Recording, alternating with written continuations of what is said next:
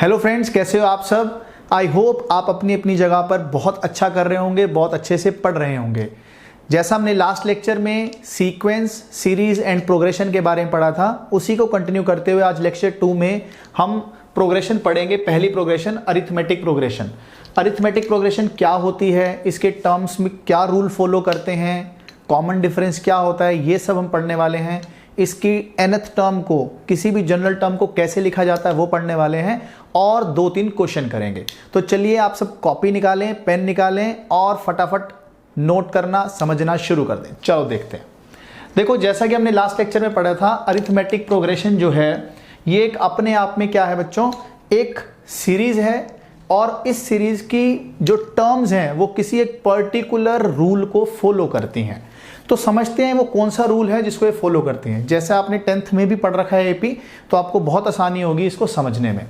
देखते हैं, अगर कोई एक प्रोग्रेशन है जिसकी टर्म्स कुछ दिखने में ऐसी हैं, x1, x2, x3, x4 and ऐसे चलती जा रही है। कितनी टर्म्स हैं इसमें? n टर्म्स हैं। अब मैं इस प्रोग्रेशन को या इस सीरीज को या आप इस सीक्वेंस को बोल लो, इसको अरिथमेटिक प्रोग्रेशन कब बोल सकते हैं, है ना, ये हमें देखना है। तो अरिथमेटिक प्रोग्रेशन का रूल बच्चों क्या है कि जो इसकी जो कॉन्जिक्यूटिव टर्म्स हैं, जैसे x1 x2 है, x2 x3 है, x3 x4 है, इनकी डिफरेंस जो है वो सेम रहता है। क्या मीनिंग है? अगर मैं second term minus first term करता हूं तो जो आंसर आएगा वही same answer third term minus second term में आएगा, वही same answer fourth term minus third term में आएगा, and so on.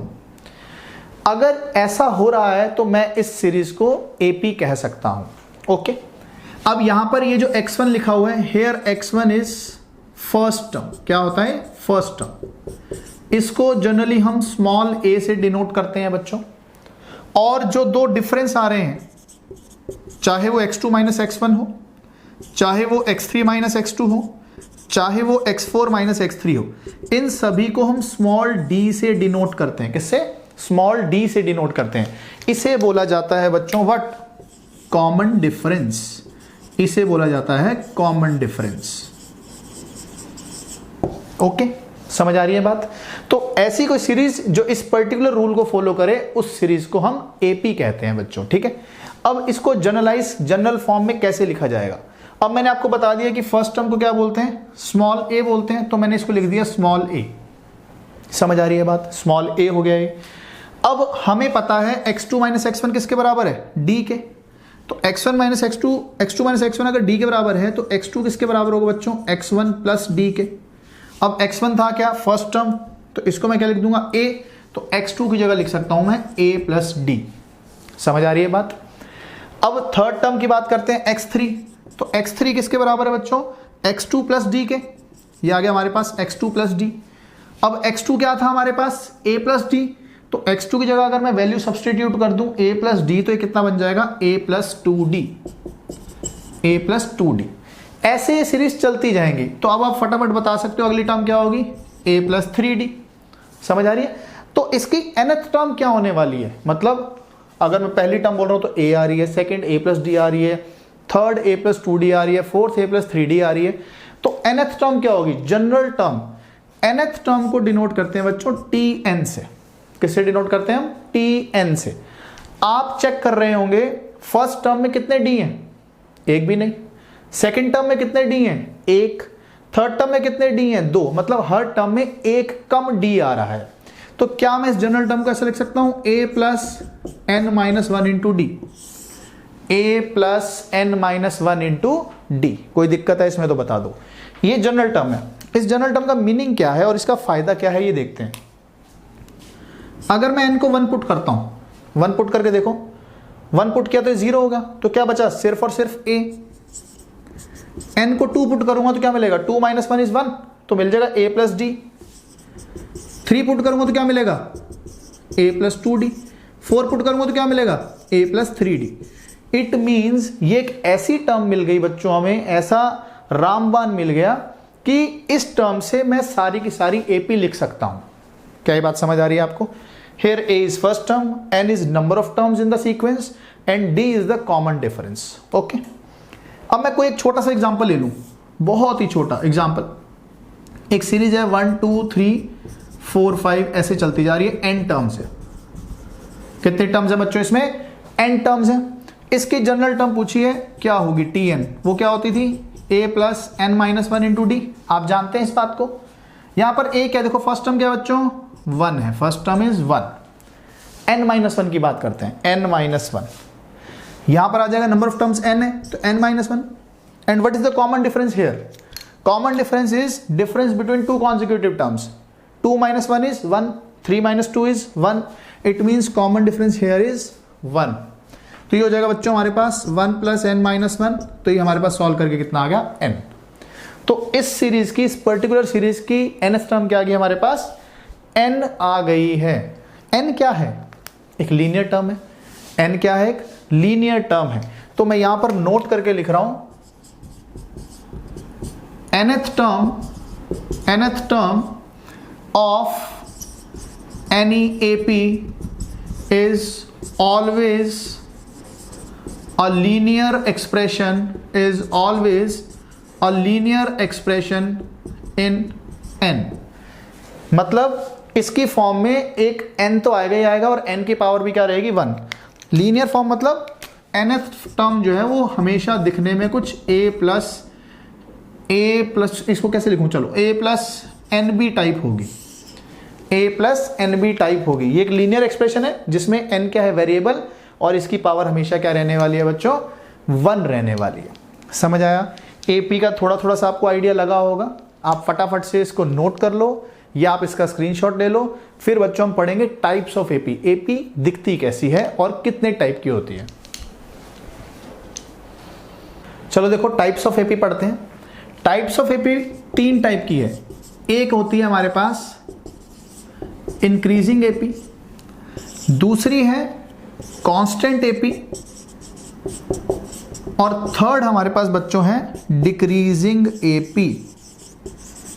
Decreasing AP, ये 3 टाइप की AP है जो हम पढ़ते हैं।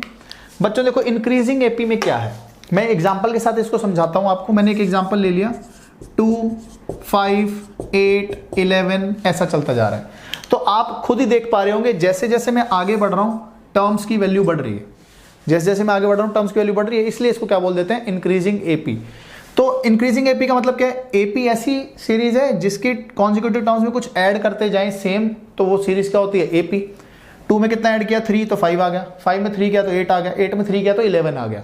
तो जब कुछ वैल्यू ऐड करेंगे तब ये सीरीज ऑब्वियस है इसकी टर्म्स बढ़ने वाली हैं। तो इसका मतलब जो कॉमन डिफरेंस है, कॉमन डिफरेंस जिसको हम स्मॉल d से डिनोट करते हैं, वो क्या होना चाहिए, ग्रेटर देन 0। अगर किसी सीरीज का कॉमन डिफरेंस पॉजिटिव आ रहा है उसे हम क्या बोल देते हैं, उसे हम बोल देते हैं इंक्रीजिंग AP। समझ आ गई बात? कांस्टेंट AP नाम से पता लग रहा है, जब सारी टर्म्स सेम होंगी ऐसी सीरीज को हम क्या बोल देते हैं, कांस्टेंट AP बोल देते हैं। ऐसी सीरीज को हम क्या बोल देते हैं, कांस्टेंट AP बोल देते हैं।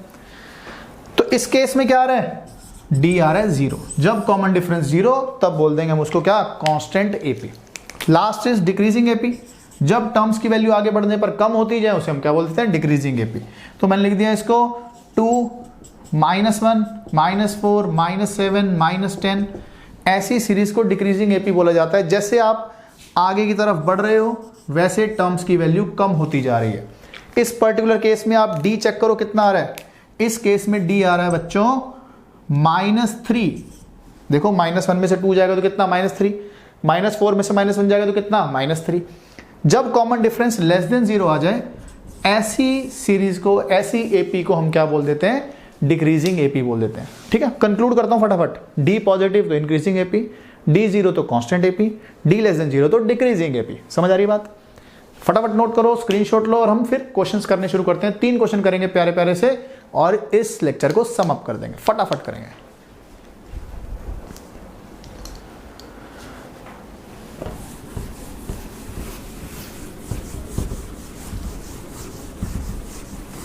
चलो बच्चों क्वेश्चन नंबर 1 देखते हैं। Question number 1, show that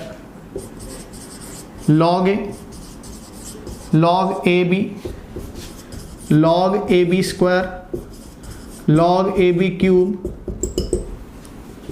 is an AP। पहले तो हमें ये बताना है कि ये सीरीज AP में है। Also find its nth term. ये तो बताना ही है कि AP में है, बाद में इसकी nth टर्म भी आपको निकालनी है। ओके, देखो बच्चों, AP में अगर कोई सीरीज है, हमें इसको प्रूव करना है तो हमें ये बताना पड़ेगा कॉन्जिक्यूटिव टर्म्स का डिफरेंस क्या आ रहा है, सेम आ रहा है। तो मैं सेकंड में से फर्स्ट माइनस कर देता हूं, थर्ड में से सेकंड माइनस कर देता हूं। ओके, चलो फर्स्ट टर्म तो हमारे पास बहुत ही सुंदर साफ साफ लिखी हुई है, लॉग है। इसको क्या लिख सकता हूं बेटा, लॉग की प्रॉपर्टी होती है, मैं यहां लिख देता हूं। लॉग m इंटू एन होता है बच्चों, log m plus log n। बस ये ध्यान रखना है m n पॉजिटिव होने चाहिए, इतनी बात तो डिफाइंड होनी चाहिए। तो इसको मैं लिख सकता हूं log a plus log b। कोई दिक्कत सेकंड टर्म को इस प्रॉपर्टी की हेल्प से। थर्ड टर्म को क्या लिख सकता हूं मैं, log a plus log b square, log a plus log b square. अब आप देखो बच्चों, एक प्रॉपर्टी और है, लॉग m की पावर x। तो जब नंबर की पावर कुछ होती है वो पावर आगे आ जाती है, तो आ जाएगा x log m। तो मैं इस 2 को क्या लिख सकता हूं आगे, तो कितना आ जाएगा बच्चों, ये ऐसा भी लिखी जा सकती है, log a plus 2 log b। कोई दिक्कत। अब मैं फटाफट फोर्थ टर्म भी लिख देता हूं। फोर्थ टर्म कितनी आ जाएगी, log a plus 3 log b। मुझे नहीं लगता अब किसी को डाउट रह गया होगा इसमें। अब ये सीरीज AP में है तो क्या प्रूव करना पड़ेगा, कॉमन डिफरेंस चेक करना पड़ेगा। Second term minus first term करते हैं। सेकंड टर्म क्या है, log a plus log b। First term क्या है, log a। तो हमारे पास क्या आया बच्चों, log b आ गया। Third term minus second term कर लेते हैं, ये कितना आ जाएगा, देखो थर्ड टर्म कितनी है, log a plus 2 log b। First term कितना है, सेकंड टर्म कितना है, log a minus log b। ये सब कट जाएगा, तो हमारे पास कितना आ गया बच्चों, log b। तो यहां पर भी log b आ रहा था, यहां पर भी log b आ रहा था, जिससे हम प्रूव कर पा रहे हैं कि ये सीरीज क्या है बच्चों, AP में। कोई दिक्कत नहीं। और क्या पूछा जा रहा है, find its nth term. Find its nth term, हम जानते हैं nth टर्म क्या होता है बच्चों, a plus n minus 1 into D. a क्या है हमारे पास, फर्स्ट टर्म क्या है, log a, n minus 1। d कितना है, log b। d कितना है बच्चों, log b। तो हमने प्रॉपर्टी पढ़ी थी, ये x आगे आ सकता है तो ये x ऊपर भी तो जा सकता है, बिल्कुल जा सकता है। तो ये कितना हो जाएगा, log a plus log b की पावर n माइनस 1। फिर सेम बात, अगर log m into n log m plus log n है तो इनका सम भी तो उल्टा जा सकता है, बिल्कुल। तो आ जाएगा log a b की पावर n माइनस 1। ये हमारी बच्चों क्या आ गई, nth टर्म निकल कर आ गई है। समझ आ गई बात। तो दो बातें पूछी गई, एक तो बताना था कि ये AP है, वो हमने बता दिया किससे, कॉमन डिफरेंस की हेल्प से। दूसरी बात पूछी ना उन्होंने, nth टर्म क्या है, nth टर्म का फॉर्मूला हमने अभी पढ़ा था, a plus n minus 1 into D. तो a पुट कर दिया log a और d पुट कर दिया कितना, log b। समझ आ गई बात। बहुत ही सिंपल क्वेश्चन, नोट करो, स्क्रीनशॉट लो, फिर हम नेक्स्ट क्वेश्चन करते हैं।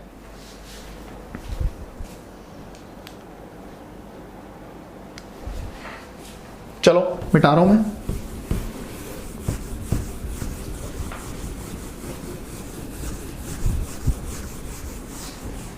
Second question, in a certain AP, if 5 times the fifth term is equal to 8 times the 8th term, then find its 12th term. Find its 12th term.